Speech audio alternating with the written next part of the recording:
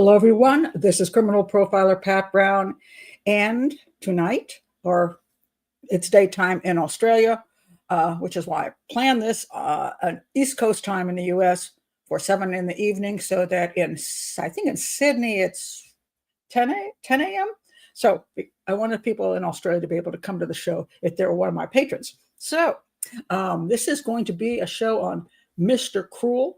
I have been asked to do this over and over and over again. And so finally I am. And people want to know, it's an unsolved case, a horrific case of, I'll just read you one little teeny paragraph off of Wikipedia. Mr. Cruel is the moniker for an unidentified Australian serial child rapist who attacked 3 girls in the northern and eastern suburbs of Melbourne in the late 1980s and early 1990s. He's also the prime suspect in the 1991 abduction and murder of a 4th girl, Carmen Chan. His moniker came from a headline in the Melbourne newspaper, The Sun. Okay, so that's who he is, and they have never figured out who he is. Massive, massive investigations, and still going on today, but nobody has a clue, quite frankly, who he is, which is, so he did a good job of concealing his identity. Let's put it that way. And so I'm going to get in this show, I want to talk about 2 very important things. One is where you get your information from to then analyze a case, profile a case. And I have some really fun stuff to show you from Grok. Just unbelievable. So hang in, because that's pretty funny. Because I went to Grok and asked some questions because I couldn't find very much information on this case anywhere on the internet. It was very, very limited, very small stuff.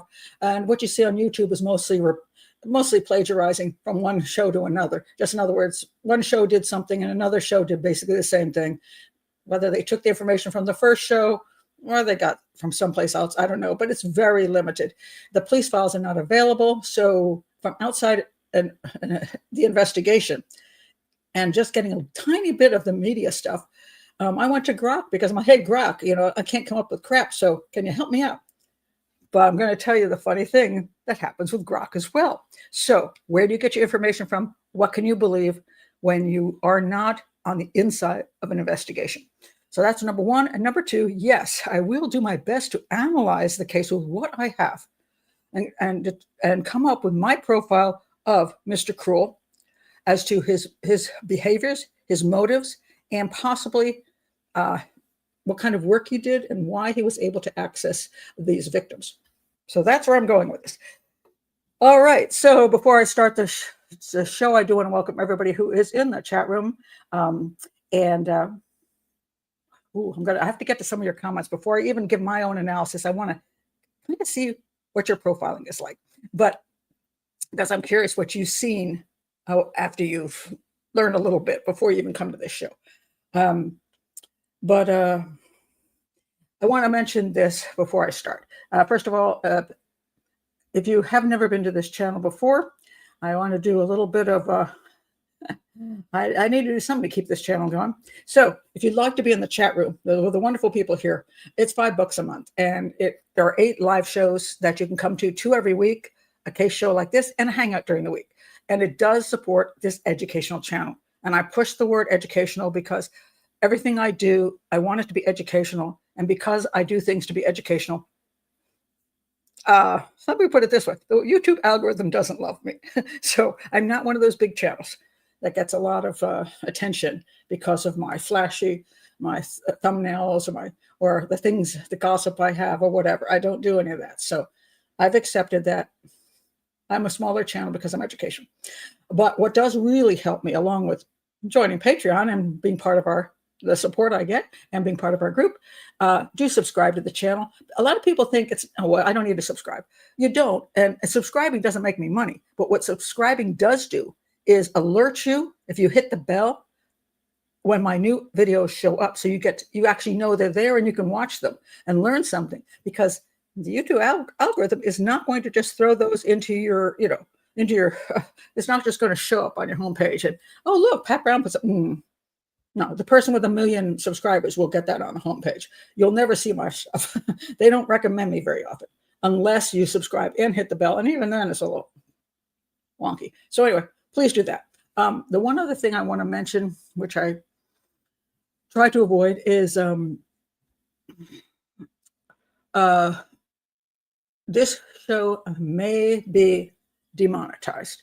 I have had this happen with other shows where I've talked about children, and even though it's an educational channel where I'm teaching profiling and crime analysis, I have been demonetized. My videos have been demonetized over very minor things, especially when a child is involved. So it's a high possibility this will be demonetized, this one video. And I will put in the when this goes public, which is a week later, when the public sees this, in the top comment, the pinned comment, I will say whether I've been demonetized or not. If I have, I would very much appreciate it if you want to support this channel and this video, so I can do videos which are the things that maybe the algorithm doesn't love and the advertisers don't love. If I get support through super thanks, which is that little $ below the video. But I want to warn you, because a lot of people don't know this, YouTube takes 30% of whatever. If you give me $30, YouTube will take 10 of it. If you use an Apple, iPad, iPhone, they'll take another 30%. It's absolutely outrageous. So I'll get money, but way less. If you'd like to be sure 100% gets to me, then you go to either PayPal, Venmo, or Cash App, and you send money to profilerpatbrown@gmail.com, and it'll actually show up, and nobody will snatch anything. Just letting you know. But if this, I will put in the pinned comment whether this has been demonetized or not. So, if I'm getting reasonable support through advertising, that's all good. Anyway, now let's get to the show. But it is terrible. Okay, so I want to check a couple of your comments on profiling, because this is, again, not a storytelling channel. What I'm trying to do is help you understand how to analyze evidence, how to profile the offender, and how to do that with what we have. And so this is educational because we're not inside the investigation. When I actually profile for real, whether I do an equivocal death analysis or I do an analysis of whatever analysis I'm doing of a crime scene analysis, profile of a crime, I will be inside the police department, seeing all of the police files. I will see the autopsies. I will see the police reports. I'll see the crime scenes. I'll see all the interviews. Outside, I've got what you've got. And so this is just an exercise in thinking, not absolutely, we know what happened, because we don't even have good information. But I want to check what you're going to say. All right. Amari, hold on a second, I got to move in here. Amari says he could have been a substitute teacher. They move around, get to know the kids, and don't make that much money. He apparently stole cash as well. Okay, I like your point about the cash. He did want money from some of these people. So it does seem like he's one of two things. Either he needed money, or he was pretending he needed money so that he would be looked at as this will be a burglary or a robbery, as opposed to what it really was, which was a sexual crime. So it's hard to say. The concept, and you have a concept that a lot of people have had, that he may have been somehow involved in schools because, well, they're school kids, right? That he might have been a teacher, a substitute teacher. And I do not think that's true, personally. And the only thing I think he might have done, if it were connected to schools, would be janitorial work. And I'll get into explaining why I think his personality doesn't match somebody who is interacting on a regular basis with kids and parents and all that stuff. Liz says, I think burglary is just a plus, but not his main thing. Yes, and I also believe, which I do think a number of other profilers have pointed out, that he might well have been a burglar prior to this. There is an interesting thing about sex offenders, that a good portion of them are burglars. Why? And I'm going to tell you why right here. One of the things about sex offenses is invading somebody's territory. The thrill of that. This is their body, and I'm going to invade it. So invading somebody's home is also invading their private area. And if somebody breaks into your house, it takes some of your stuff or vandalizes or whatever, you feel violated. You absolutely feel violated. I had never had my car, my house broken into. I did have a car once broken into, and I forgot how they broke into it. They did steal the CD player.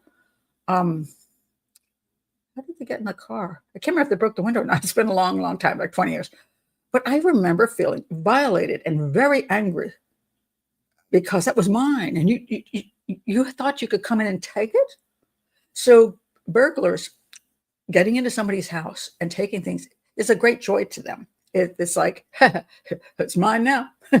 and so sex predators, some of their early behavior is burglary because they're going into somebody's house, going into their bedroom especially, and going through their things, taking what they want, and leaving their stamp essentially. So when the person comes home, they realize they've been violated. So I believe that he was a burglar before he was a sex offender. So you too. I felt violated when my car was broken into as well. Absolutely. Taylor says, I had a burglar break into my home in 2015 and stole an envelope of cash out of my underwear drawer. I was a bartender and didn't get to the bank yet, along with multiple necklaces. It felt so gross. Yeah. Especially because when it's your underwear drawer. And by the way, I'm going to get into the fact I think he was also a peeping Tom, because especially younger sex offenders, peeping Tomism is one of the earlier things they do, because you can just sneak up and look in a window, and then you start violating that person's private space with your eyes. And some of those peeping Toms then move to the next level, which is going into the house, going into their victims that they've identified as their victims' bedroom, and violating them by messing around with their underwear drawer. And one guy I know, I didn't know him personally, one sex offender I knew of, he took bubble gum and put it in women's underwear, so that when the woman came home and she went to put her underwear on, she found bubble gum in it.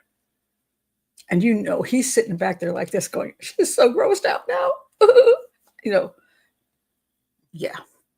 So that kind of thing it not only violates your space, but it puts great fear that you're not safe. So peeping Tom, I believe, is where he started. And one profiler thing maybe mentioned it. I think they underplayed that, because his behaviors with the girls, I'm going to get into that, tell me that he's not that comfortable with women.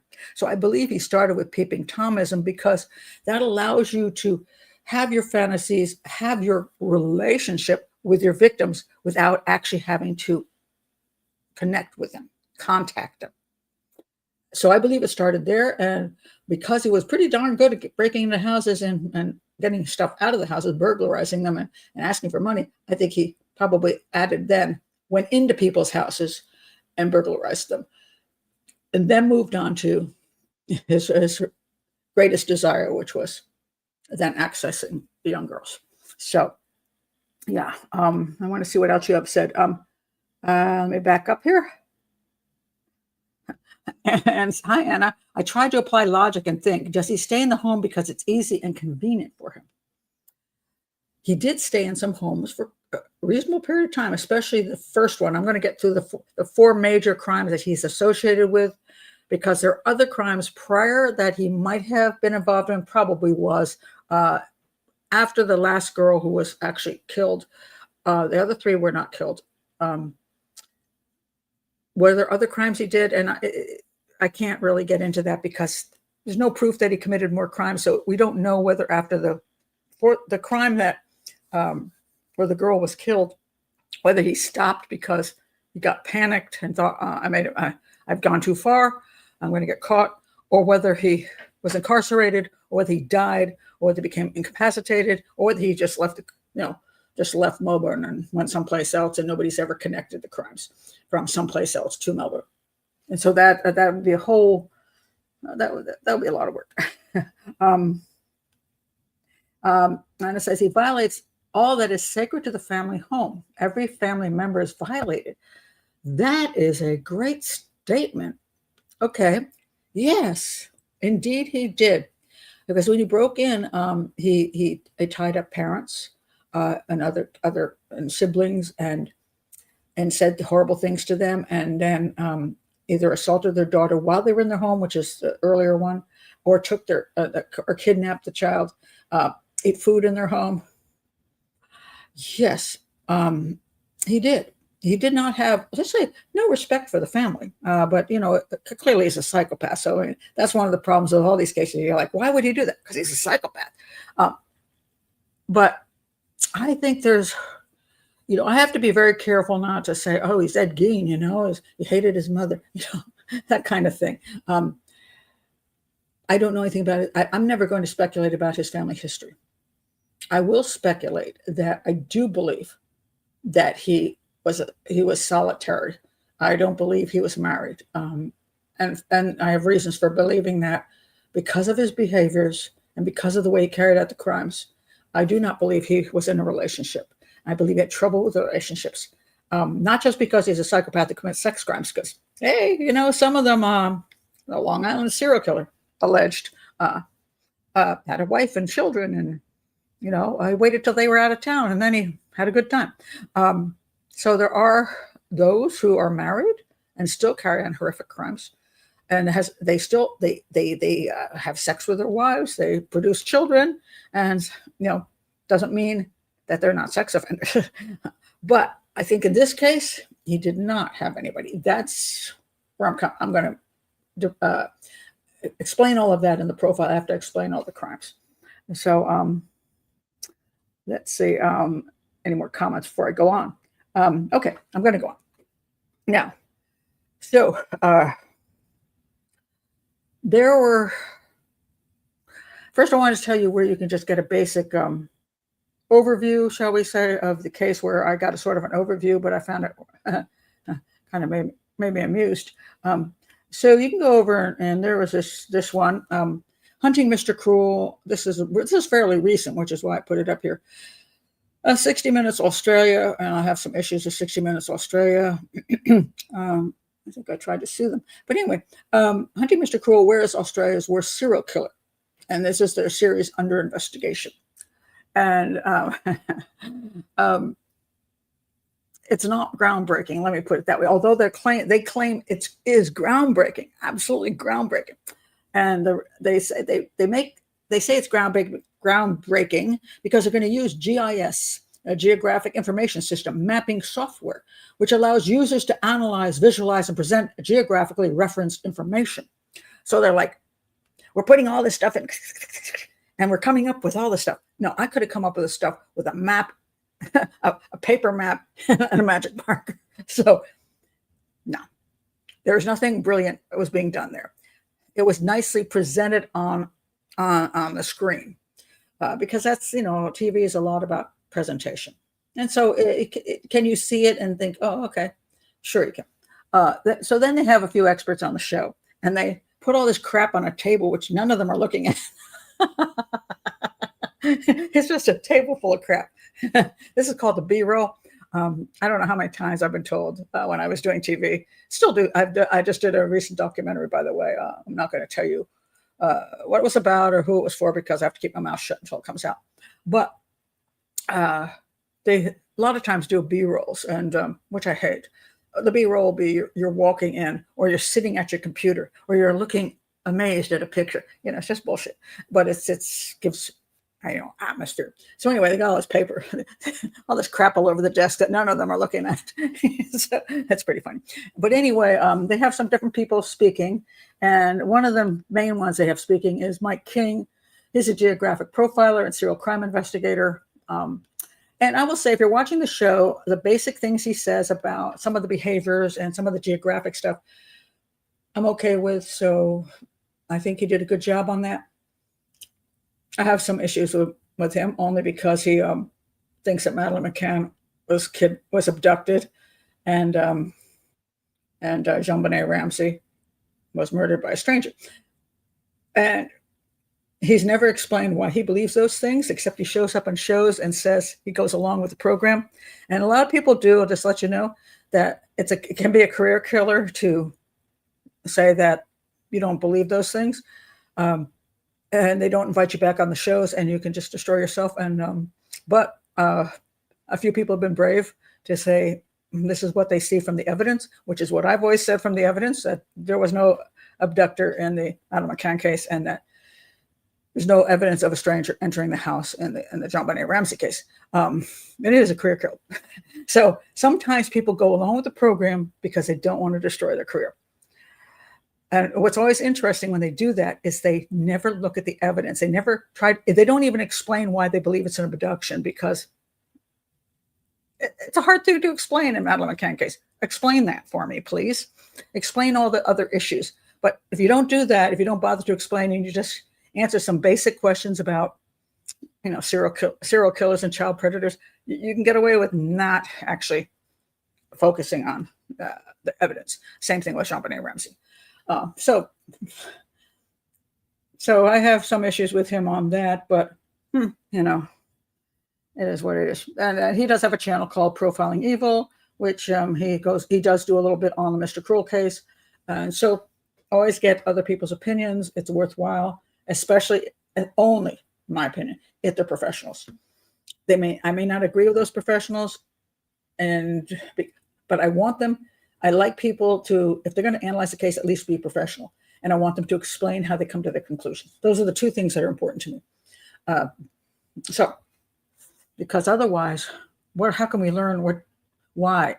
How can we learn why about anything if you don't explain why?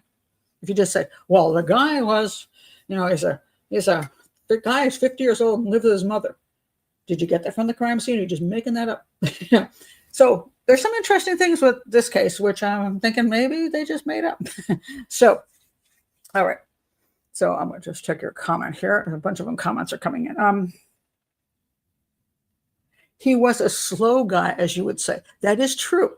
Okay, Anna, well, you've been listening to me. Okay, I divide serial killers and serial rapists into fast and slow, as opposed to organized and disorganized. Fast meaning that their interest basically is the action, the violent action that takes place within 5 minutes. A guy that jumps out, girl's jogging down the bike path, and guy jumps out and hits her over the head, rapes her within 5 minutes, strangles her to death, and chucks her body in the bushes. He's fast. He tends to be what they might call sometimes disorganized. Why? Just because he doesn't have the energy or the interest in planning everything out so carefully, having to manipulate everything, having to control everything. He just wants he wants to have the thrill, and he wants it to the end. And the slow guy is that guy that spends a lot of time. So he would be a slow guy. What they would tend to call organized. That he is willing to take his time. He wants, the point being between the difference to me isn't whether you're organized or disorganized. It's where you get your pleasure.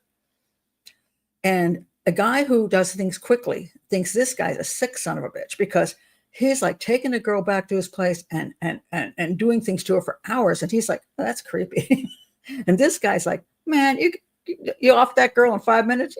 What a waste. So they get their pleasure in different ways, slow and fast. And yes, fast tends to be more, not as, I don't like the word organized and disorganized, because one of the questions I always ask people when I've done seminars, would you be fast or would you be slow? And I would be fast. I would hit you over the head. If you've ever seen my shows, I don't edit. I don't have an outline here.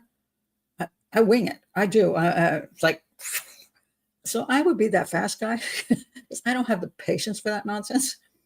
My sister, are you watching?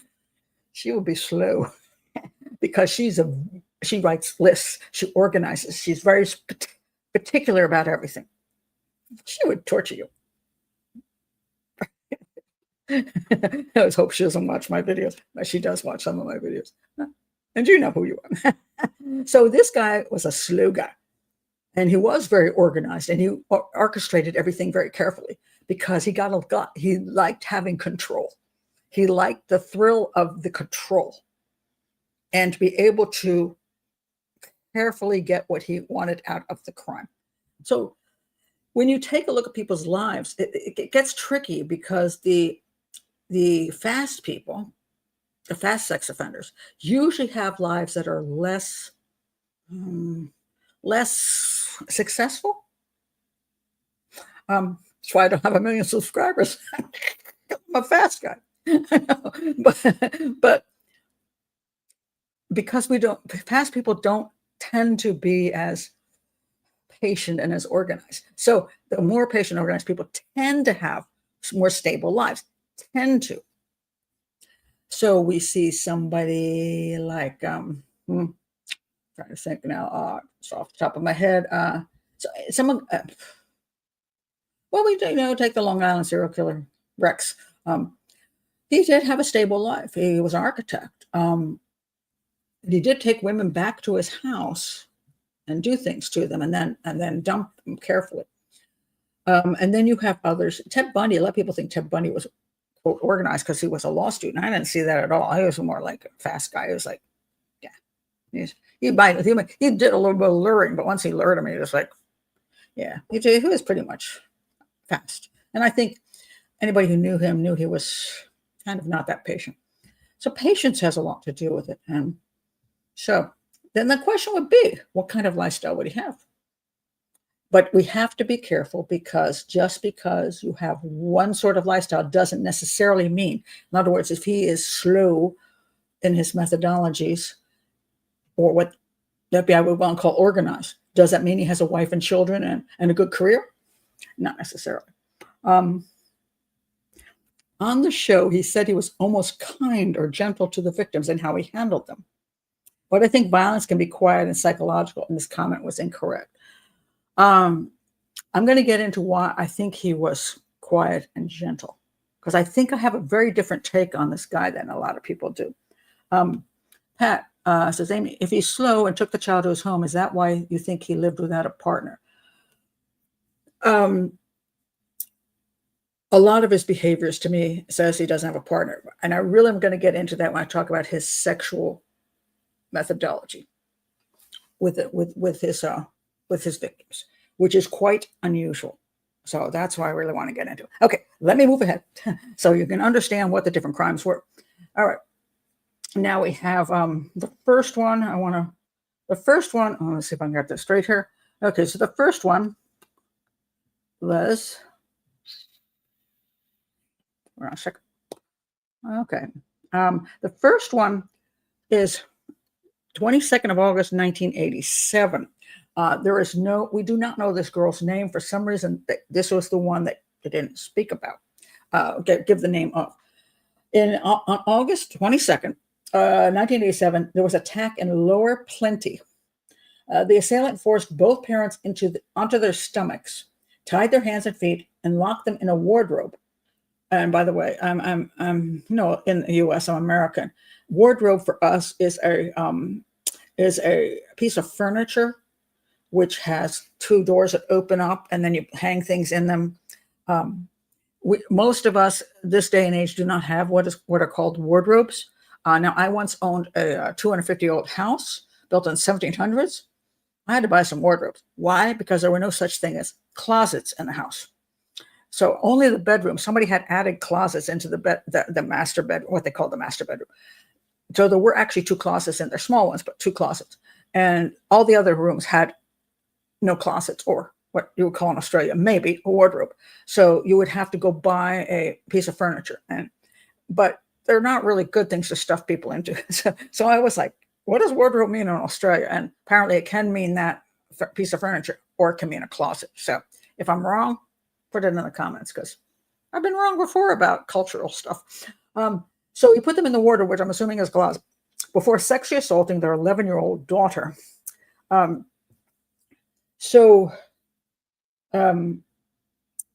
Interesting. So he actually did not kidnap that child. So he he tied the parents up. He had a knife and a gun, which the only pictures you have of this guy, well, this is what they sort of think he looked like. He wore a balaclava ski mask, essentially, as I call it. And then he had a knife and he had a gun. And that's what he used to control the victims with. And there was only one ever picture. Where'd that picture go? Oh, I lost my picture. It's just a sketch, which I don't even think is the guy. So I guess that's why I didn't pay attention to it. But I'm sorry. So, and while he was there, he says the parent, so the other interesting thing about this particular case is that he spent a lot of time in the home. He tied up the parents. He demanded cash, a first aid kit. I'm not sure why that's interesting. Clothes, food, and a shave, acting as if it were a robbery to mask his true intentions, because robbers always ask for first aid kits and shaving kits. I'm like, what? After ate food with a young victim in the family's kitchen before leaving, he also stole a box of classical records and a Parker pen. Now, I want to stop here and just let you know, is this true? And I'm going to say this, I'm going to show you what Grok did to me, okay, in a little while. Just because this is listed here, this is an AI overview. I have seen so many different things about what happened in each one of these crimes that I don't know what to believe.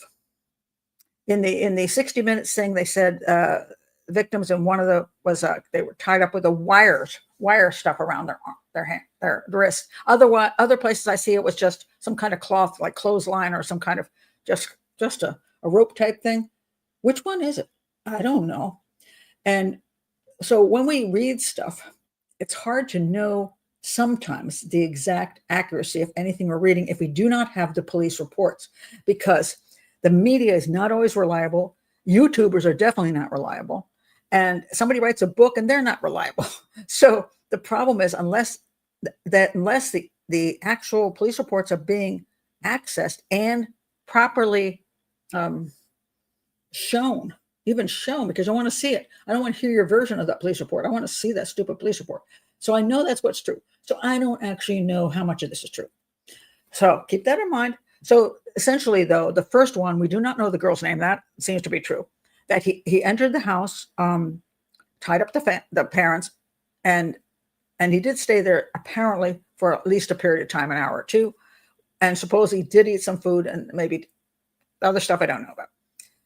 They were stuffed in a wardrobe, and he did not take the girl. This was 1987.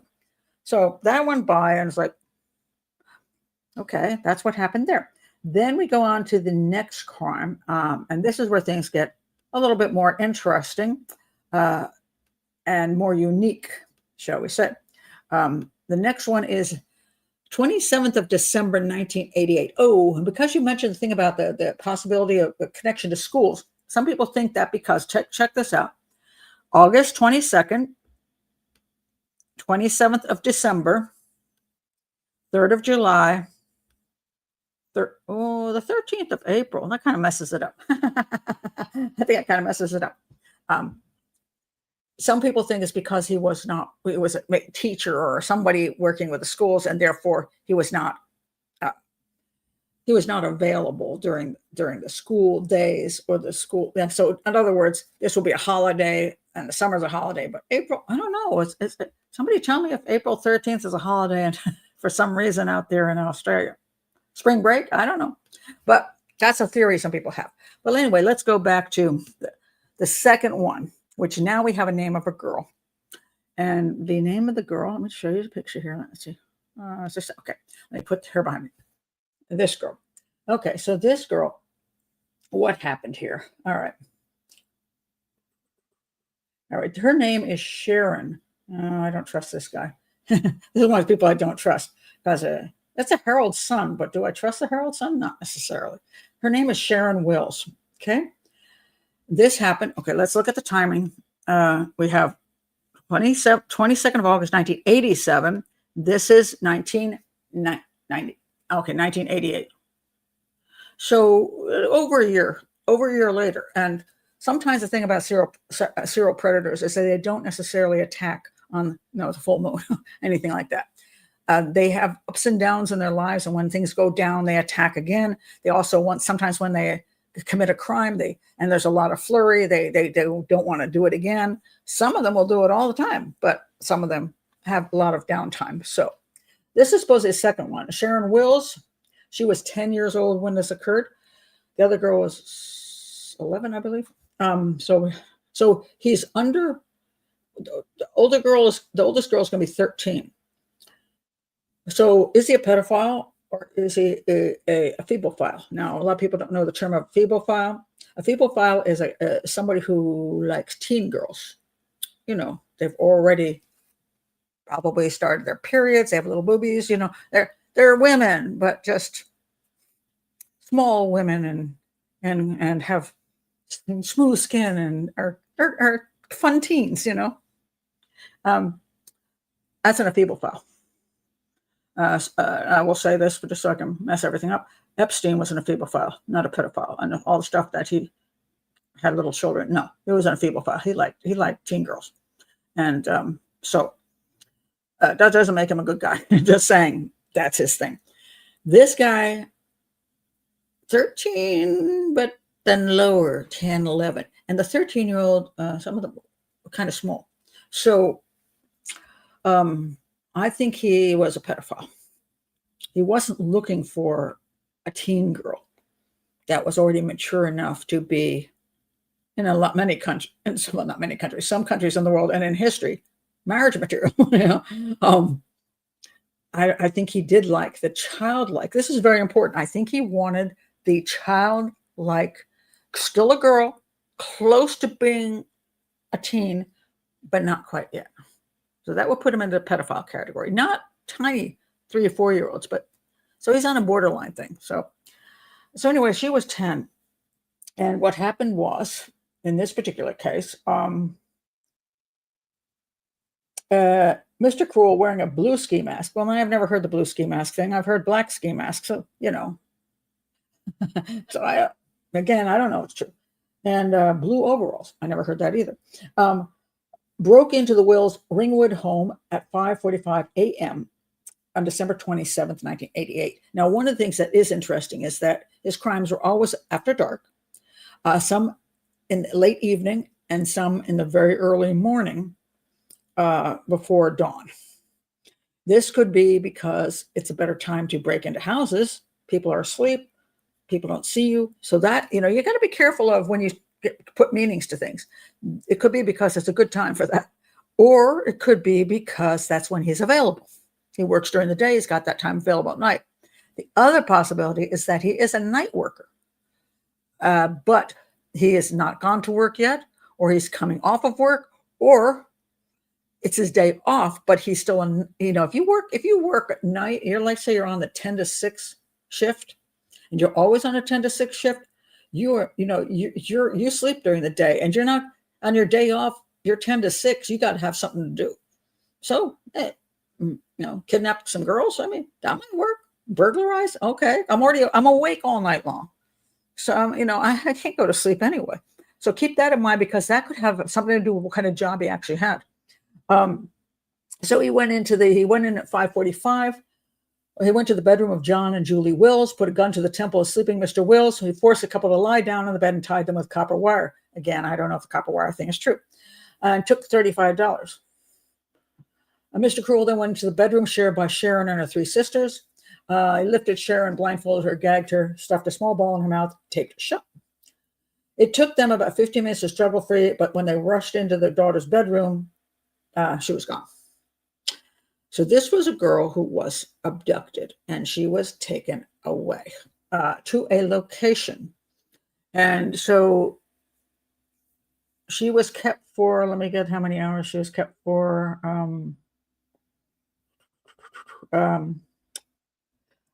Okay,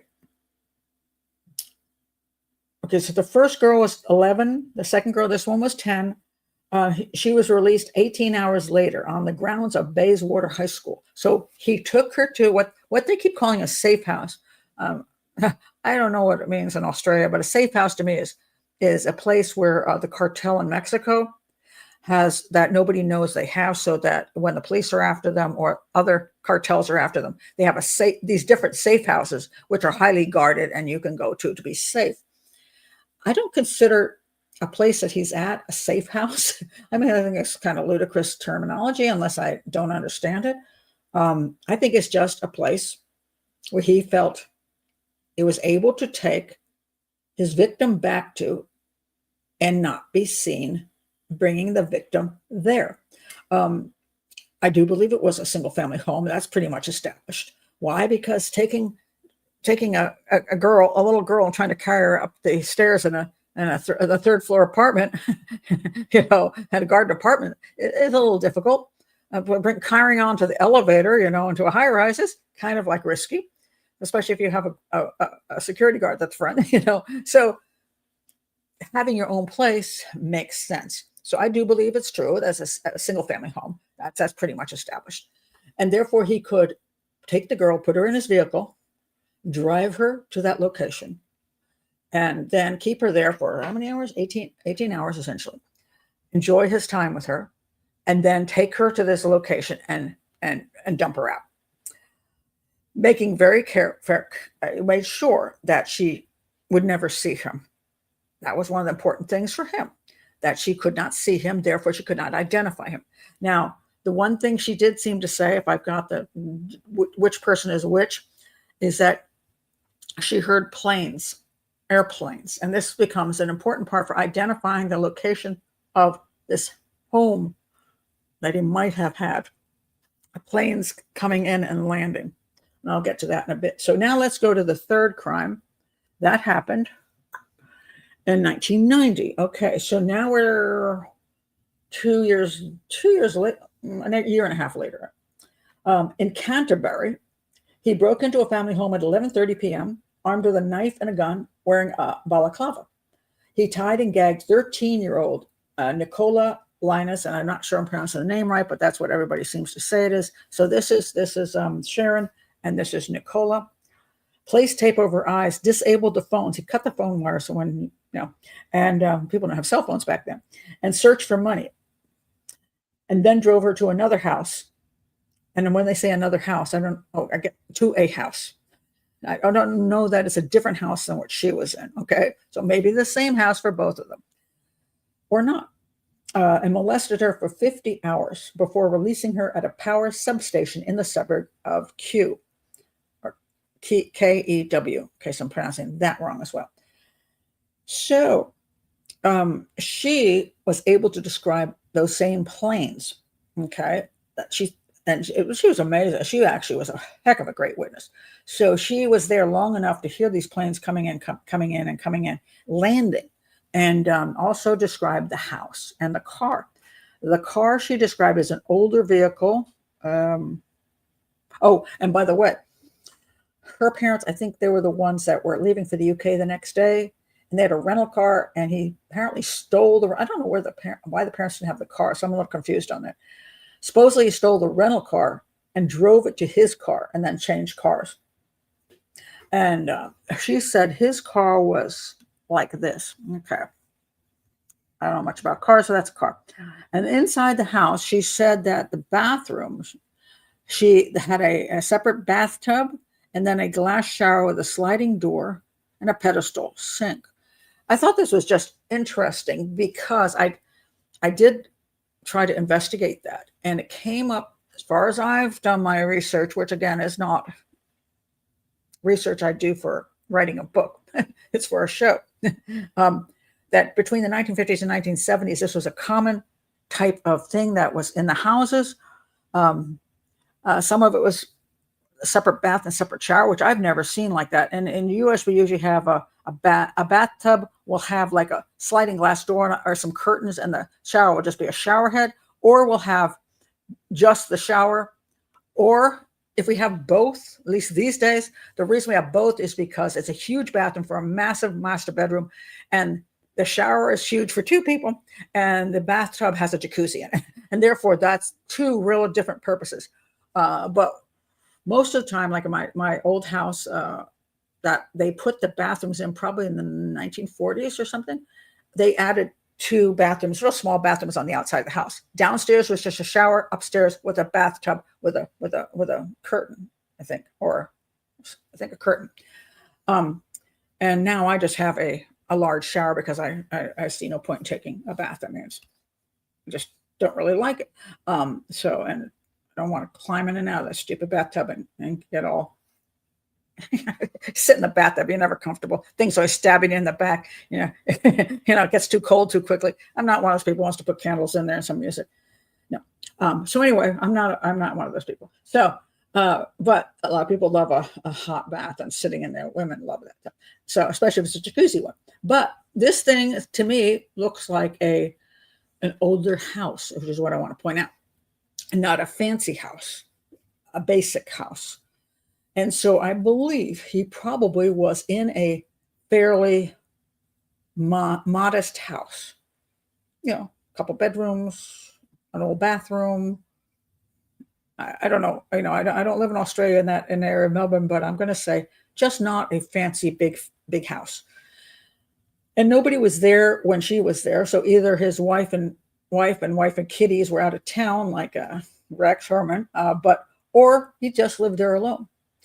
And the kind of house he lived in, I wonder whether that was a family home that once belonged to Mommy, but Mommy has died, and therefore now he gets to live there, especially if he doesn't have a real high-paying job, or whether that's a house he rented or could afford. I don't know. But I don't think he lived there with anybody. Just don't. And I think that the house was not fancy. I think he kept it basic clean. And some people think he was obsessive compulsive about cleanliness because he cleaned these girls. He gave them baths, like they claimed it was like babies. He had them brush their teeth. He washed them all down because some say because he was so smart, he was concerned about DNA even in the late 80s, or any kind of trace evidence he might leave. Some people thought, oh, he must be a police officer then. He must be brilliant. Or not. Or he was just cautious in general. So I think he's a weirdo. Whatever happened to the term weirdo? I think he was a weirdo. And so I'm going to get into before I go into the girl that got killed, let me just talk about the girl that got killed. And then I'm going to go back to the behaviors and the locations. So the girl that gets killed, which is really, really sad, horrifyingly sad, because there's a video of her mom saying, this is your favorite shirt. Come on, let my daughter go. It's horrible. I mean, it's just so sad. This is her. And she just seems like a nice girl. She was home taking care of her. Their parents actually had almost like a fortress house with really high walls and everything. And they were out working at their restaurant or something. And she was taking care of the younger sisters, and then this creep shows up. And so what happened with her was basically this. This was in. Okay, they actually interesting. The dad actually had he worked at his restaurant in Lower Plenty, which is where the first victim was from. Interesting. I hadn't seen that before. Anyway, Carmen read her sister's stories before they went to bed. And approximately 8:40 p.m., a man dressed in a green tracksuit and wearing either a dark blue or dark green balaclava, wielding a large knife in the family hallway, pops up. This individual asked the girl, see this knife? Where's your mom and dad? I don't know if that's true. There's a lot of statements the girl supposedly said, or he said, and I don't know if any of them are valid. Both were forced into the bedroom at knife point when the intruder discovered Karen, hunched and whimpering behind the bedroom door. All three sisters were threatened with a knife before the intruder bound and gagged the two younger girls and forced them into the wardrobe as he held Carmen by her hair, saying to the younger sisters, I won't hurt you. Then he barricaded the wardrobe with a bed before fleeing with Carmen, who was barefoot and wearing only a white floral nightdress and underwear at 9:30 p.m. They later determined that she was led across the family garden and tennis court through a security gate and onto the road and then forced into an unknown vehicle parked close to the family home. There's another story where he got into the house by putting up a ladder against the wall and climbing over the ladder, and took that away with him because they found, I don't know again if that's true. I just don't. So then the younger Chan sisters freed themselves and before phoning their father, so he didn't cut the phone lines there. So there's a question whether Mr. Cruel even did this particular crime, or this is a copycat or something completely different. The call was made at approximately 9:45 p.m., telling Dad that she's gone missing. They searched and searched and found her a year later dead. They supposedly, where did they find her dead? Also near some, there's this whole thing about electrical substations.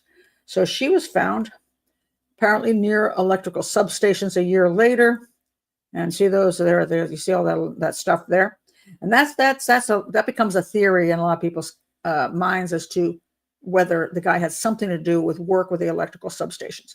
So she was found there, and I read something she'd been dead for 6 months and 9 months. Now I've read 12 months. So, and she was shot 3 times in the base of the skull. Boom, boom, boom. So the question would be, and there was also supposedly something scrawled on the family's car that tried to make it look like was like some kind of mafia, Chinese mafia hit or something. So that they were involved in some kind of drugs or something, which was all nonsense. Theoretically, that was, some kind of goose chase that he was trying to divert the police into. But if she was killed, why was she killed as opposed to the others? And the theory behind that is that she saw his face. Somehow, I don't know, she grabbed his mask off him, or he taped her face when she got her hands free. I don't know. And then he had to kill her because she could identify him, in theory. Some people thought, oh, he's escalated. Did he escalate? But then after this, there were supposedly no more crimes. So that was the major last one that occurred. So before I get into where he lives, I want to get into profiling the character. Okay, and I want to check your comments because there's like bunches of them. If she didn't see his face, is it possibly killed her in a cowardly way since it was his first kill? Well, shooting her in the back of the head. I don't know how many of you remember. Or did you remember watch? What's the John Steinbeck? The John Steinbeck book with where the brother kills his brother who's got some mental deficiencies, and he tells him to look out look at where the rabbits are, and then he shoots him in the back of the head. It's very sad. I love John Steinbeck, and I'm just blanking here. The name of the book. But anyway, it was so super sad. Oh, thank you, Mice and Men. Thank you, Mice and Men. Yeah, and he did it to be kind to his brother because it was the only way he had to. He couldn't. His brother had excitedly touched a woman and was going to be imprisoned or worse for rape.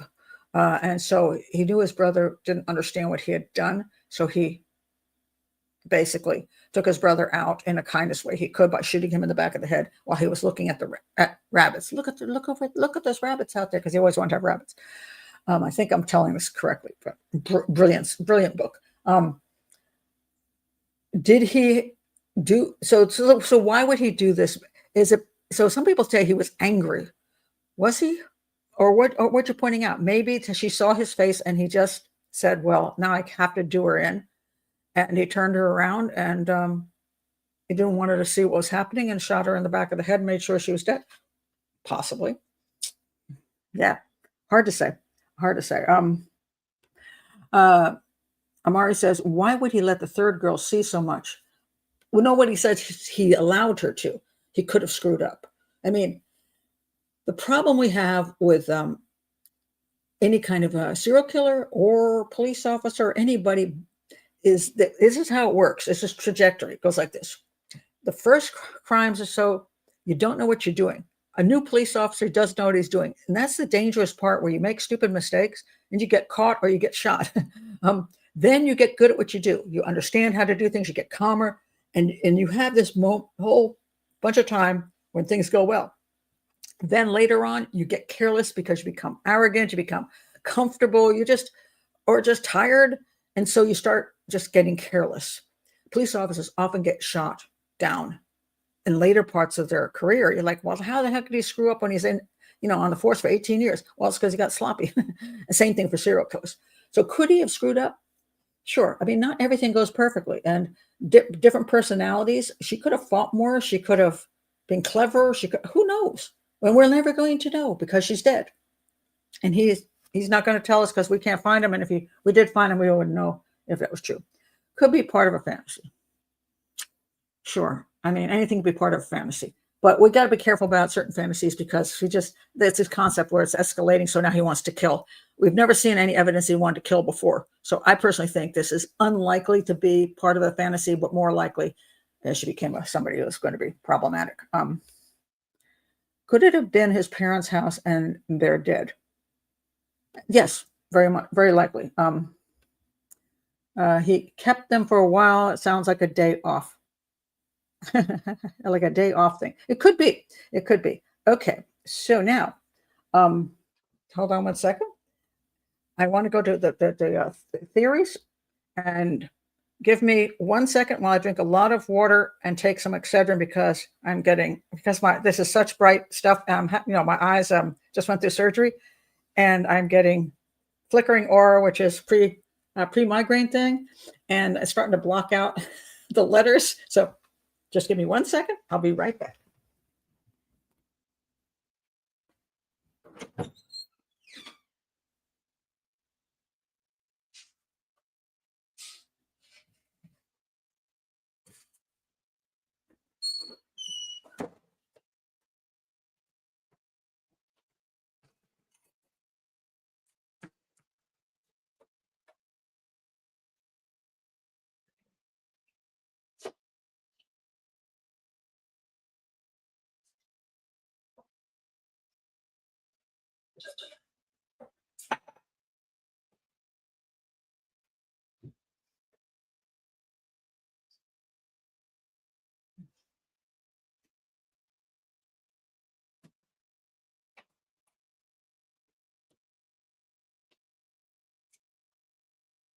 Hello. Okay. Now I'll try to see things with half my letters. Okay. I really want to read you a couple of profiles. All right. I want to read you the FBI profile first. Okay. Where is it? Hold on a second. Okay. Where is it? Where's my FBI profile? Oh, it was in the murder of. Okay. Here we go. All right. The FBI profile is this. Let me find it. Oh, come on now. I had an FBI profile here. Oh, here we go. All right. Within days of Carmen's abduction, they got the Victoria police asked the FBI to request a psychological profile. So they gave it, and they said the individual most likely lived or worked close to the location of her abduction. And this is in general that he knew the area very well. So not a surprise. Either worked within a school or in a profession requiring frequent contact with educational academies. I don't agree with that, unless he was a janitor. I don't think this concept that he's does well in around people, I don't think is true. And I'm going to show you again why I think that the way he handles the girls. Now, when he's alone inside a house and playing his part as essentially a burglar kidnapper, he has his weapons. I think he's strong. I don't see him as being particularly good with socializing. That's just me. He likely received awards of recognition for his achievements and performance. Get out of here, FBI. You have no idea. That's just bullcrap. The individual would have created and had pornographic material. Okay, I believe that. That's reason. He might have been. The neighbors might have thought he was polite and respectable. Possibly, yes. And somewhat introverted, very introverted in my opinion, individual. exhibited marked changes in his behavior immediately following his abductions. They say this every single freaking serial killer crime. No, he changed all his behaviors. There's no proof of that. Uncharacteristic alcohol abuse. There's no proof that he drank because he did his crimes. As a matter of fact, he did the crimes obviously without alcohol because he seemed and without drugs. He seems like the type that's more of a Boy Scout type. In which case, after the crime, I don't think he's going to use them either. Poor work. Then he'd have poor work attendance, in addition to possibly piqued religious interest. Get out of here! What the heck are you coming up with? Well, this has nothing to do with the evidence at the crime scenes. Absolutely nothing. That he suddenly didn't show up for work. There's guys who kill somebody on the way to work and then roll in an hour later and getting a cup of coffee going, hey guys, how are you? And then later on, when they find out that the guy that came to the office, one of their office mates, killed somebody just 2 hours before that, like they're shocked because he acts so normal. Some serial killers will kill somebody, pick up pizza, and go home to the family and watch a movie. So no, this is all nonsense stuff, which has nothing to do with evidence, which is why I have problems with FBI profiling in general.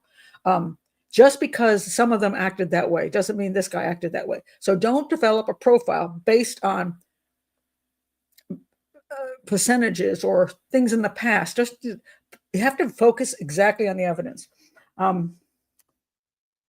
Says here, he has had this individual been in a relationship, his partner would be aware of his elements of his sexual dysfunction, including avid pornography usage and a requirement for his partner to dress as or imitate a schoolgirl in periods of intimacy. Well, not necessarily, again, just making stuff up. Yes, profile seems like an episode of Criminal Minds. Exactly, because Criminal Minds is bullcrap, because it's based on a whole bunch of FBI mythology.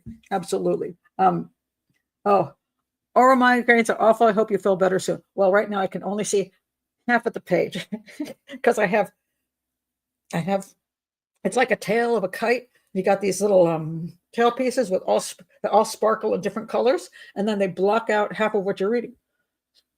It's gonna be. I've never had one happen during a show, but with the surgery, the cataract surgery, and the bright lights, I think it's setting off this. Show must go on because I'm interested in this and I don't want to just run away now. All right, I want to read you one other profile. This is a new profile, and this is Mr. just not on this crime, but on Mr. Cruel in general. And this is from John Kelly, who I'm not a big, massive fan of.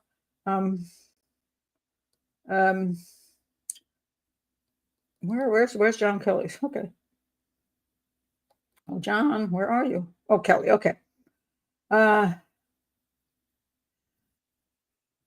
Kelly said, wait a minute, hold on. Where'd the rest of Kelly go? Come on, Kelly, where are you? Okay. John Kelly did this show called, what is this show? Evil something. And he did this whole thing with a serial killer, number 13, profiling crimes, which made me want to throw up. I don't understand. Ken Main's doing the same thing with the serial killers profiling crimes, and he now got a new book out, The Serial Killer Dude. I'm not a serial killer. He's just a killer. And he's got a new book out, and he talks about how all the police want him now to profile crimes. And I'm like, just because you're a psychopath who killed somebody doesn't mean you profile crimes better than a real profiler. Just saying. All right.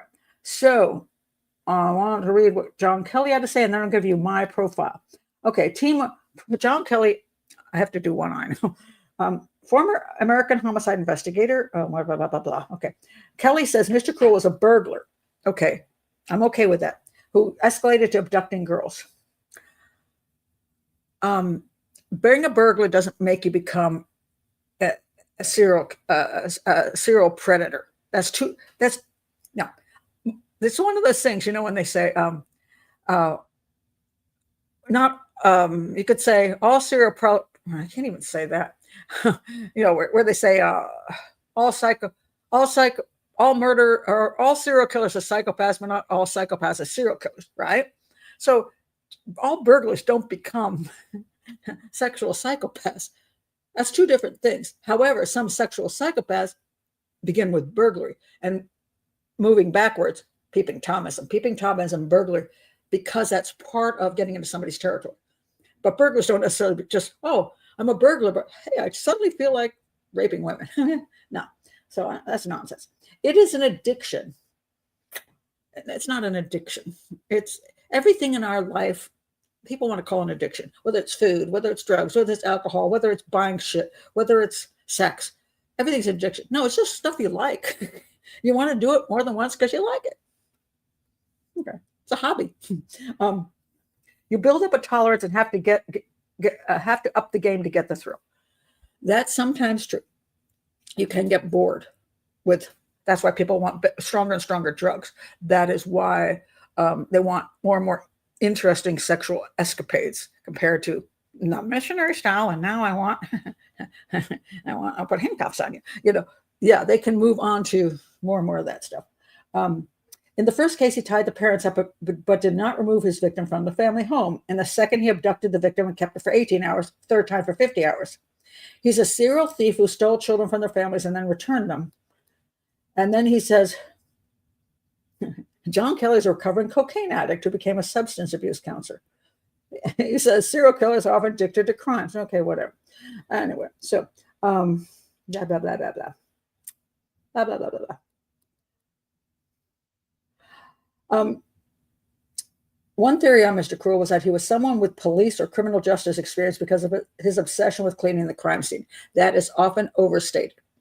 Just because you want to get rid of evidence doesn't mean that you are a police officer or have criminal justice experience. However, having said that, number one job of a lot of serial killers is security work because a lot of them have this fantasy of being a police officer, but can't pass the psych exam. So they become security, which, by the way, one of my sons has been in security. My son-in-law is in security.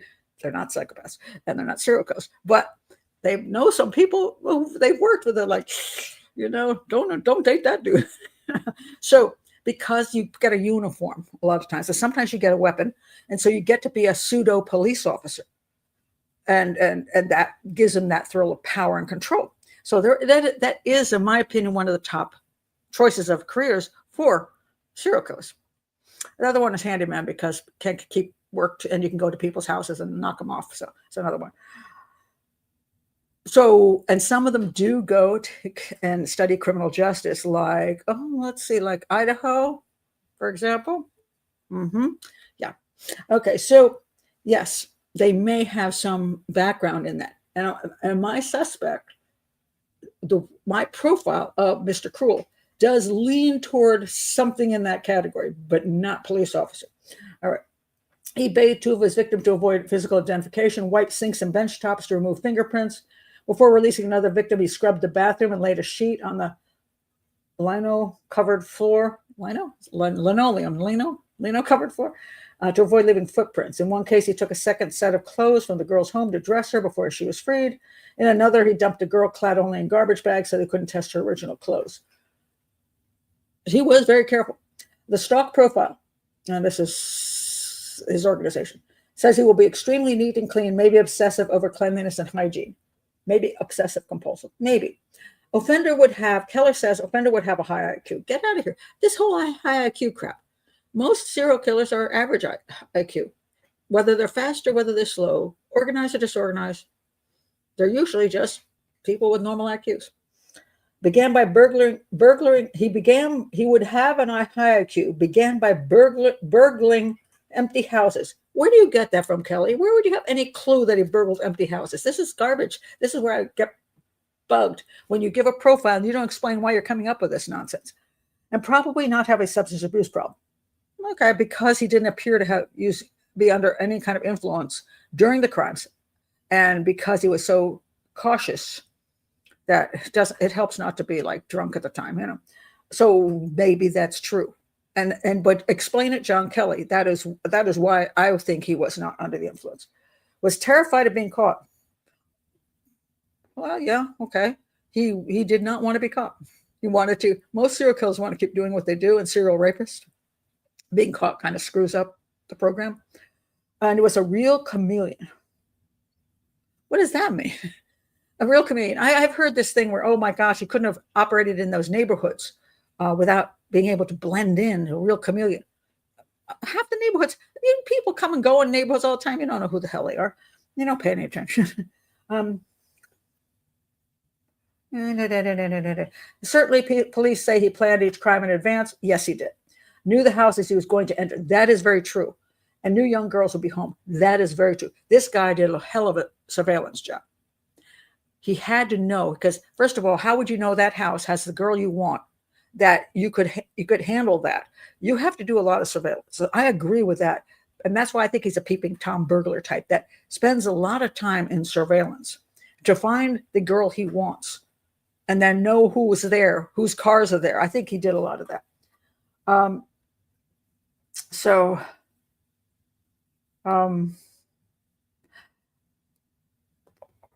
So that is the basics of the other people's profiles. Could he be a school bus driver? He could be, because you wouldn't have to, you wouldn't have to necessarily interact with the kids, or you could be irritated by them. That's a tough job. It's possible.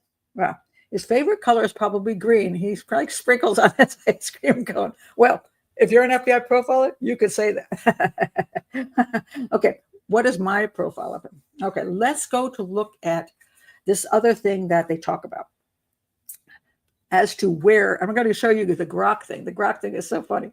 I mean, it's unbelievable. This is where you got to be careful what you trust. Okay, so we have here, okay, lower plenty. This is the first victim. That's a spot. Okay, I'm going to go through this quickly because, I mean, unless you're going to examine it, it's going to take forever.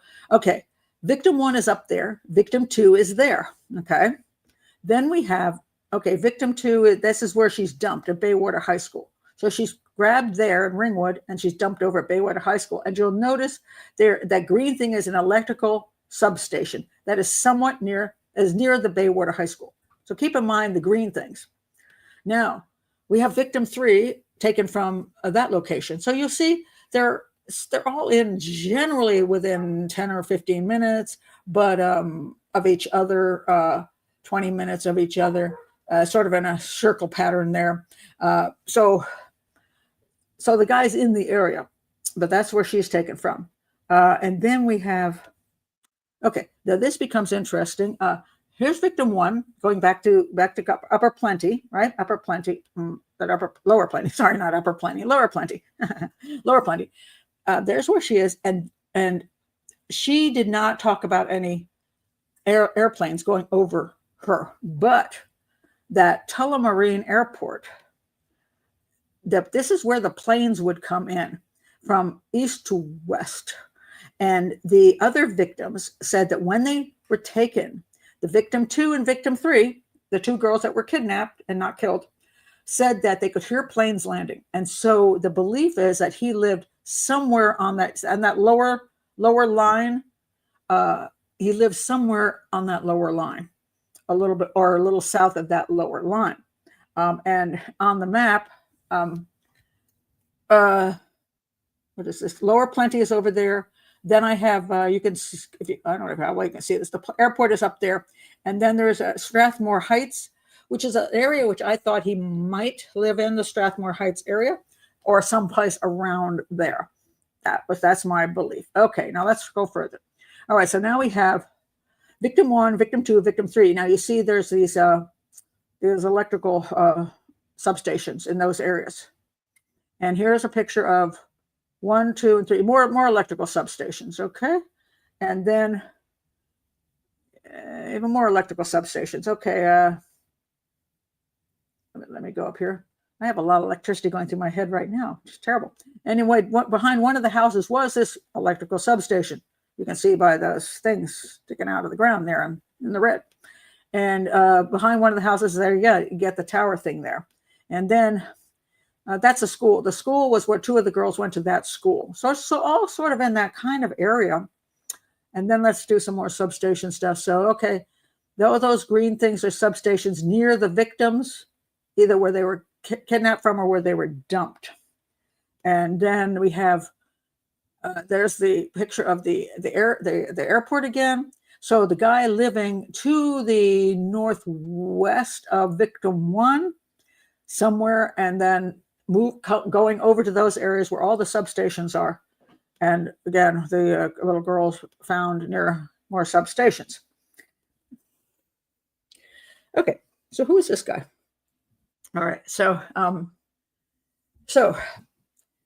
I looked into the substation issue because it is interesting that one of the things about dumping sites is that kidnapping is actually easier to kidnap somebody from a place you're not as familiar with, interest left, than when you dump them. Because when you're dumping them, when you're kidnapping them, you can wait and wait and wait, and then you're going to get your right moment and go do it, especially if you're a burglar in the middle of the night. But if you're going to dump somebody, you just don't want to pull up and dump somebody out of your car, dump a body, and it turns out that the place you just picked to dump is a teenage hangout with all smoking weed, or there's a police cars back there just having coffee, waiting, hanging out there. You want to make sure that nobody's going to see you. So you want to pick places that are isolated enough that you're comfortable with. So all these substations were interesting that the bodies dumped near substations. Did he know the substation areas? And if he did, why did he know these areas? And so I started looking into substation issues. Who would work in electrical substations? And now I'm going to get into the grok thing in a minute. So take this with a grain of salt. So I started going into all that because I don't know much about electric substations. And if I wanted to do a true investigation, I would now go to actual people who are control electric substations. I would go in and talk in person to people. Who do you hire people for? What do they do? How often do they do it? I mean, is it something they roll by a substation once a year? What happens? Well, grok came up with two things, which I thought were interesting, but I don't know if it's true. And I did look elsewhere, but it's very hard to find information on this. One was that three things. One, they can actually work on the electrical stuff at the substation, which would mean they'd have to have a certain level of skill, which you could have, because he's very careful about everything. Maybe you have to be very careful of electricity, so that therefore this will be a good job for him. Climbing up, he seemed to be strong enough. So climbing up any kind of thing you got to climb up and work on electrical stuff, you have to be very careful. So could he have some kind of, could he be one of those guys that works in electrical substations and on these different areas, fixing stuff and whatever? Absolutely. That's one. Another one was that they have cleaners. They have pest control people for those areas, cleaners and landscape people. In other words, you have to keep that place clear of weeds and grass and stuff. And then you have to wash them down. Some of these, we do washing things. It's called a wash down. And also sometimes getting rid of pests and things like that. And some of those are done with balaclavas, supposedly, in order to protect your face. It's a special kind of thing that you can spray stuff and it doesn't get all in your eyes. Well, your eyes have probably goggles, but all over your body. That's interesting. Then the third one is security. And I, again, don't know the absolute truth on this. So if he were security for these places, somebody going by and doing it, the claim is regular runs past these different areas in order to make sure they're safe and nobody's messing with them. So they check quite a few of these places on a regular security run in the area, like every night, going past these places. Security work. Hey, number one job of serial killers, right? So that's interesting. And supposedly in the winter, because there are some, one was December 27th, but if you're working during the winter, I didn't know how cold it got there, but apparently it could get really chilly at night. You can put a balaclava on to keep warm while you're doing all this stuff. And one girl supposedly said that it smelled like mothballs, like maybe he, wore it in the winter, but put it in mothballs in the summer. Who knows if any of that's true? But what I find interesting about the job issue is that working on the electrical lines probably is mostly alone. And they have some teams, the washdown teams might be a team. Security is almost always alone. And security is where you get to feel that power because you're casing the place constantly. So do I like this guy for security for the substations? Yes.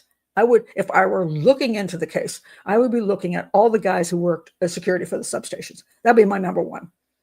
Then probably just working on the lines, period, would be number two. And I want to know how often they do it. In other words, there's a regular routine, and a lot of security is done at night. So if he's a night security, as I pointed out, he's good. He's already lurking around at night, and if he has a night off, he's still awake.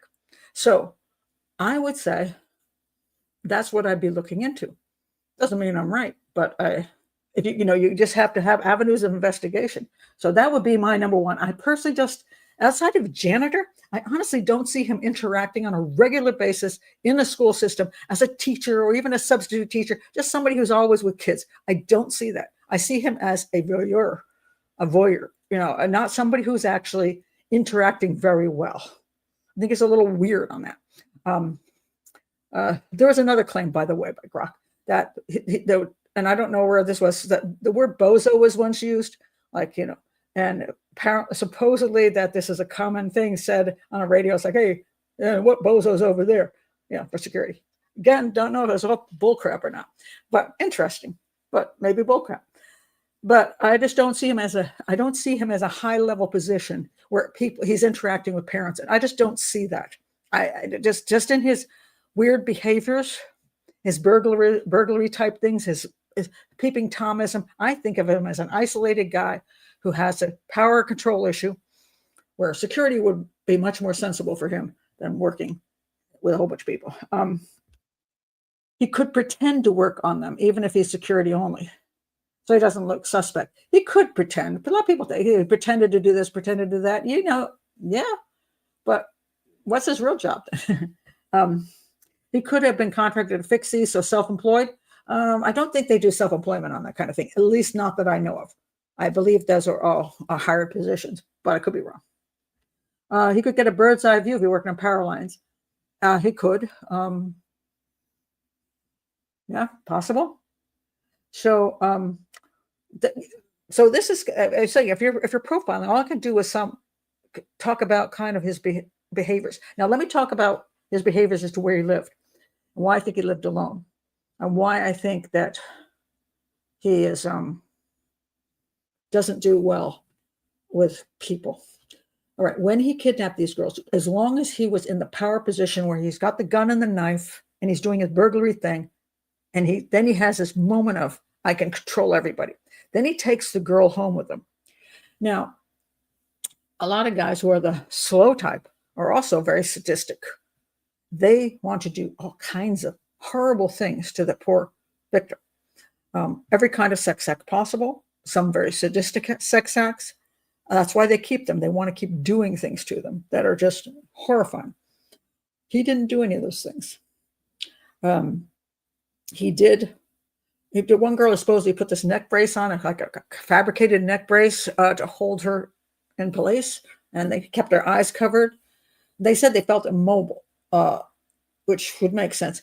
And the only thing that I heard that he gave as a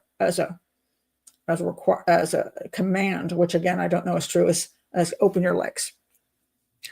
I don't know if that's, again, I don't have access to those reports, but as far as I know, no anal sex, no oral sex, no kissing. That there was supposedly sexual intercourse, but that was it. Now, these are girls who are young, virgins, probably. None of them, as far as I know, were damaged or did not express they were in pain, which is interesting for a young girl like that. Now, in my opinion, they said they felt pressure and that he was on top of them. That is, again, I don't have any evidence of all the information from the police reports.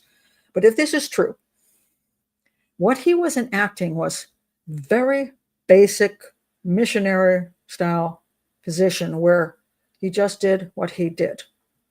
He was very clinical. The one word that you keep using is clinical. He's clinical about it. In other words, he just did what he did. And he didn't overdo it. He didn't require any work on their part. He didn't sadistically torture them. He just did it. And didn't do it in a very either aggressive manner or so that they would be, a lot was happening. And my guess is he might have been kind of small down there. So they didn't really feel that much. And maybe that's his problem. maybe his problem has always been that he wasn't exactly had the biggest member, and therefore he had this level of not feeling comfortable around women. But if he could get himself a nice young girl and bring her home, he could make her the wife for a small period of time and have sex with her. That to me shows a very emotionally, sexually stunted guy. Now, again, my information is, I don't know that it was dysfunction. He was able to do it, whatever he was able to do. But again, I don't have the full reports. I don't have any reports from doctors or any reports from. He's supposed to used a condom, so he was aware not to leave evidence. And if he did use a condom, therefore he was actually committing a rape. But kind of a perfunctory rape, as just like he was just doing what he was just doing because that's what he wanted to do. But that's not. If you look at one serial killer after the other, a rapist after the other, that is pretty minimal in a weird way.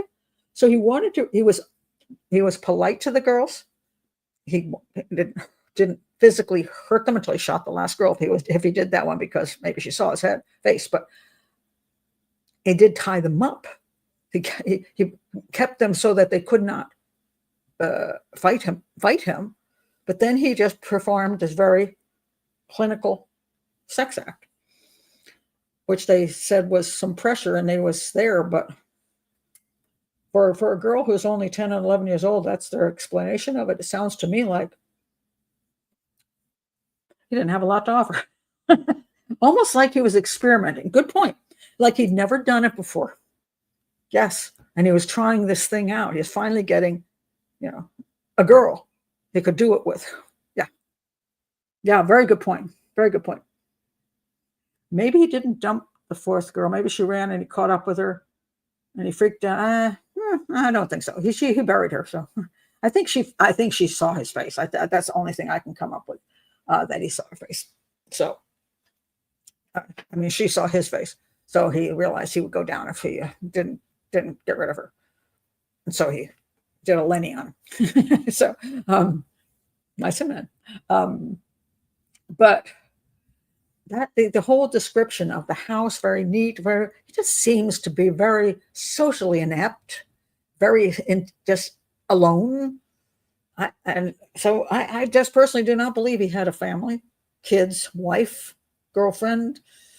I don't believe he had a job where he did a lot of interaction. I believe he was more likely to be a security guard who got the power and control and he did his little, peeping Tom thing, then his burglary thing to move in. But when he did move in, he also didn't pick the older girl. The one that had older sister, didn't pick her. He didn't pick the younger ones either. He didn't want 5 and 6-year-olds. He also didn't want 15-year-olds. He wanted that age group where I think they were just not almost, they were tweens, essentially. They're tweens. So, and where it puts it in, not children, not total teens, so that he would have that control. So preteens know, well, if he's using but if he's using a condom, it's not really going to be an issue. So that's my theory on him as far as what kind of job he might have, what kind of lifestyle he might have, what his previous crimes might have been, what happened to him after if he did kill her. It may be that it just freaked him out so much he just retreated essentially and decided he wasn't going to take that chance again. Maybe did not want to go to prison, So I want to go to the last thing I'm going to do here is the Grok thing, because it's just funny as hell. So what happened with Grok? So you're trying to find information, and there's very little on this case, very little, except I say repetitive stuff. That's one YouTuber's borrowing from another YouTuber, one media outlet's borrowing from another media outlet. Nothing, and then you can't trust any of them because you just don't know, because all their stuff conflicts, except for some real basic stuff. So I went to Grok and I'm trying to find out about what's going on here, So anyway, so what Grok says is this. I said, well, did they ever find the house, right? Grok says, let me see if I find it here. Grok says, oh, did I forget to put it up here? Oh, I did. Okay, Grok says this to me. Yes, police found the exact house where Nicola Linus was held for 50 hours. It was 18 months after her release in January of 1992, during a massive search of over 30,000 properties in Melbourne's northern suburbs. So, on a specific date, in January 1992, 18 months after that happened, they found the exact house. I'm like, really? Because I hadn't seen that anyplace. And then it says how they found it, how it led to the house that Nicola said. Well, first of all, remember, she heard the jets coming in. So narrow the search to a flight path under Melbourne Airport, Tullamarine Airport. Okay. Then she saw power lines and a school with a red brick fence that matched St. Thomas Aquinas Primary School in Keilor, Keilor East, Keilor East. I don't know if that's where you pronounce it. Then she smelled aviation fuel, confirmed proximity to airport fuel lines, described a large driveway, matched the aerial photos of 17 Tennyson Street, Keilor East. Okay, so this is, now they've got it in Keilor, but I written this. So anyway, I look up this address, and the address, okay, that's Keilor East. Oh, where's my picture of the address? Oh, did I forget to do it? I did forget to do it. So anyway, oh man, it's actually, I looked up Tennyson Street. Okay, let me see. Hold on 1 second. I want to try to find this, and I'm going to disappear for a second. Well, I'm back, but I'm going to disappear again. Hold it. Oh, nope, that's not what I wanted to do. Hold on, I'm having an issue here. I want to find the map with a... 1 second.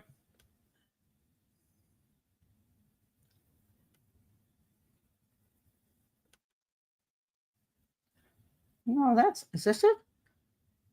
Maybe this is it. No, that's Keilor East. No, where's my other one? Hold on.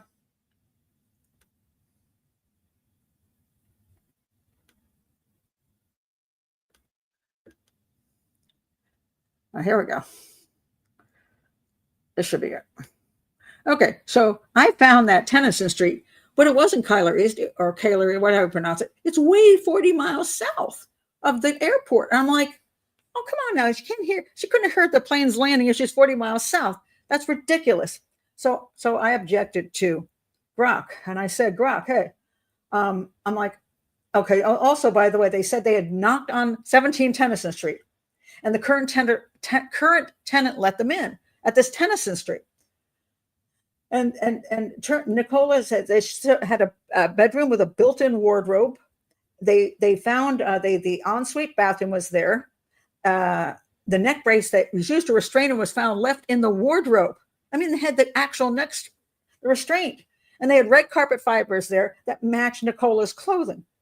Oh man, all those things. And Nicola said, that's it. She said, that's the room. That's what happened. She confirmed it. And then they couldn't arrest anybody because the house had been rented out. And it was a middle-aged man who vanished and left no forwarding address. He paid rent in cash, used a fake name, had no utilities in his name. So that's why it said, key fact, this is the only known Mr. Cruel crime scene ever located. Sounds pretty good, doesn't it? And I'm like, this isn't making sense to me. So I said, so what did I say here? So I said, oh, where is it? I said, there's no Tennyson Street in that location. I mean, that Tennyson Street is 40 minutes south. And then, I said, here's what I said. I can find no confirmation anywhere on the internet that this address was proven to be linked to the Mr. Cruel case. It is also 40 minutes south of the Tullamarine Airport, so the victim would not have heard the plane's landing.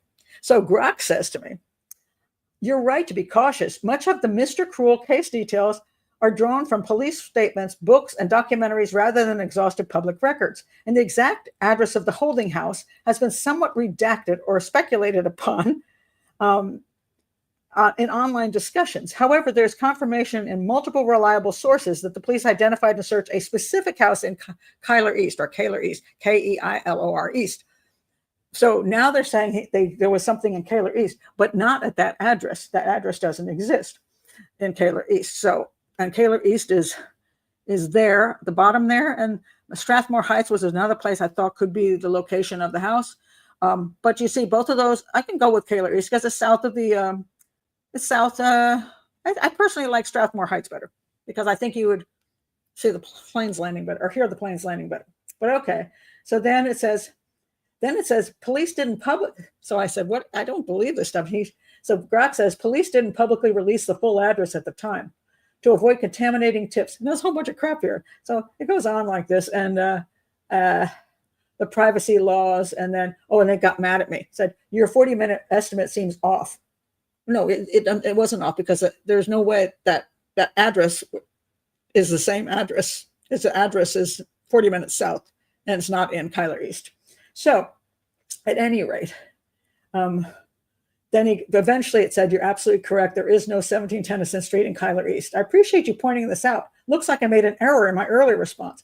Okay, so anyway, so now I go over to my iPhone. This is on my iPad. I go to my iPhone. I write, did they ever find the house on Tennyson Street? And Grok over there says, no, there was never any house that was ever found. I said, but you just told me on my iPad that it did. And he goes, no, I didn't. Grok is a pathological liar. So I have all this evidence in writing from Grok that they found this house, and now over on my iPhone is like, this did not. No, I never said that. They never found a house. That's all garbage. It's all stuff made up from Reddit and other places. It's not true. That's why I say, be careful what you believe. Be very careful. So I think that's pretty funny. So where do you get your information from?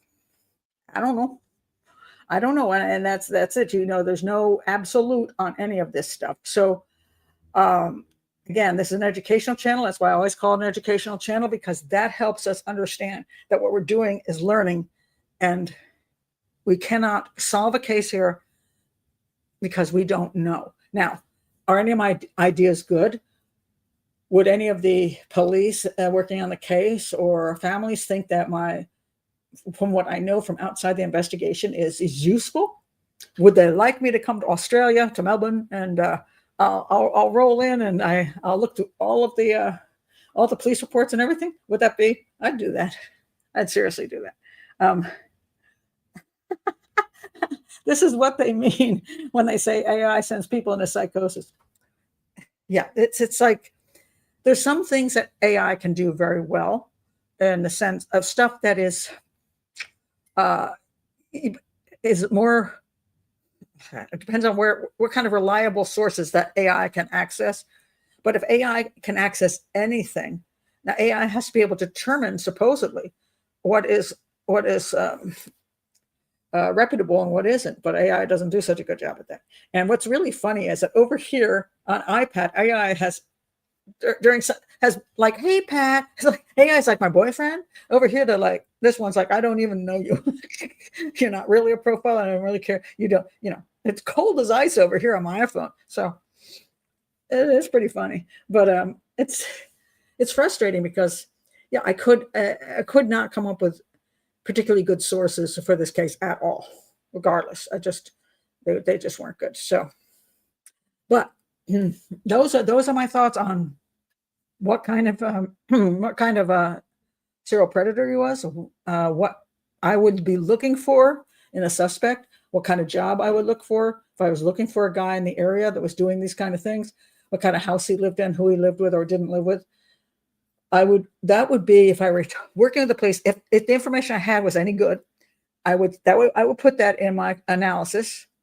And then I would give that to the police, and I'd say, this is a direction I would be looking in more than other directions. Doesn't mean the only direction, just to take a look this way. And then hopefully when they go look that way, they get more information, or maybe they find the right person. If not, it's just another avenue of investigation. And then if I learn more information, if I went to Melbourne and worked with the police department there, and I started going through things, I go, holy crap, here's what I'm seeing now. Why did you ever check this guy out? Now there was a guy that they had another serial predator they had in mind. It was this guy here, Robert Keith Knight. He always ingratiated himself with children and everything else. I don't think it's him at all. But is the guy still alive? Is Mr. Cruel still alive? Don't know. Did he stop operating at all? I don't know that too. Could be he quit completely and just went into porn and his own little mind, or he could have been incarcerated for something else, or he could be have moved someplace else, and he's smart enough maybe to change up his MO. Don't know, but a fascinating case, absolutely fascinating, and I hope that's possible. He left town, maybe he didn't give up, maybe he showed there were victims elsewhere, and that's possible. And there are questionable cases before that they think he might have been involved in, some afterwards that he might have been involved in. So we I don't know, but I did think this was very, very interesting, and so I'm glad I finally took a look at this case, because it's an interesting one, and I hope everybody here learned something from what I had to offer. And again, if you're new to the channel, please do subscribe. Click that bell for notifications, because that's how you find out about my other stuff. And also check the playlist, because I have playlists on all the different cases, and then the hangouts, and then serial killer playlist, which is this one will be on as well. So amazingly enough, sometimes they actually do stop. Sometimes we stop doing things just because we get older, because we get infirm, because there's a million reasons why we stop doing something we used to do. We can actually just get exhausted, bored, fearful. I mean, and so I look at serial homicide very much the way I look at any other issue that we have in life, and whether it be something that is a habit or something that's a hobby. Yeah, we won't exactly know. And so that's it, guys. And I hope you enjoyed this. And I'm seeing all kinds of aura from this. I don't have a migraine, but I'm getting the migraine aura. And since I'm still in the lights, it's just shimmering everywhere. And it's like, oh, that'll be on Monday. I'm getting the other eye done on Monday. So yeah. Oh, well, thank you very much. I appreciate that, Liz. And thank you very much. Thank you for doing this, 100%. Yeah, I like being here. I like doing stuff. And I hate quitting in the middle of the show, and it's okay. So thank you very much, Amy. I appreciate it. And I'll see you all back on for patrons on Thursday. It will be a 3:00 show for the UK people, and Australians will be asleep. But I try to make it 3:00 one week and 7:00 the other week, so different groups of people might be available. And so that's what I do. On the weekends, it's a little bit different, but this one is late because it's a late for many, because it's a show about Australia. So anyway, so maybe normally. No, yeah.